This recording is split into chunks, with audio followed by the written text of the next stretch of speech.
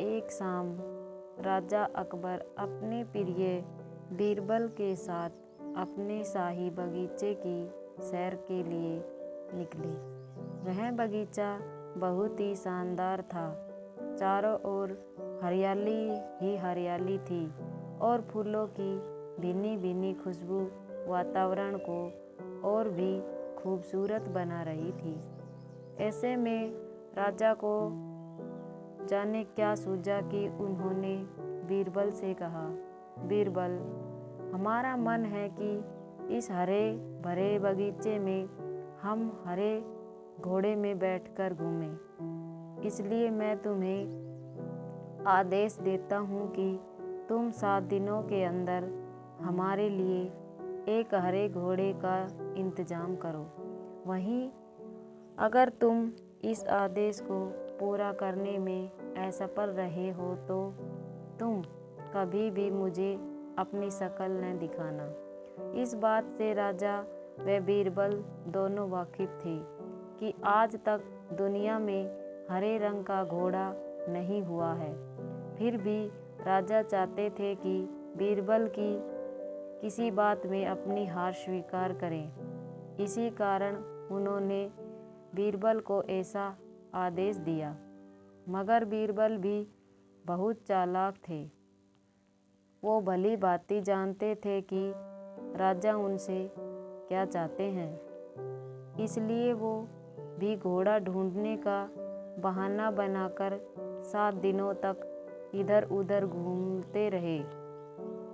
8वें दिन बीरबल दरबार में राजा के सामने पहुँचे और बोले, महाराज, आपकी आज्ञा के अनुसार मैंने आपके लिए हरे घोड़े का इंतजाम कर लिया है, मगर उसके मालिक की 2 शर्तें हैं। राजा ने उत्सुकता से दोनों शर्तें के बारे में पूछा। तब बीरबल ने जवाब दिया, पहली शर्त यह है कि उस हरे घोड़े को लाने के लिए आपको स्वयं जाना होगा। राजा इस शर्त के लिए तैयार हो गए। फिर उन्होंने दूसरी शर्त के बारे में पूछा। तब बीरबल ने कहा, घोड़े के मालिक की दूसरी शर्त यह है कि आपको घोड़ा लेने जाने के लिए सप्ताह के 7 दिन के अलावा कोई और दिन चुनना होगा। यह सुनकर राजा हैरानी से बीरबल की ओर देखने लगे। तब बीरबल ने बड़ी सहजता से जवाब दिया, महाराज, घोड़े का मालिक कहता है कि हरे रंग के खास घोड़े को लाने के लिए उसकी यह खास शर्तें तो माननी ही होगी।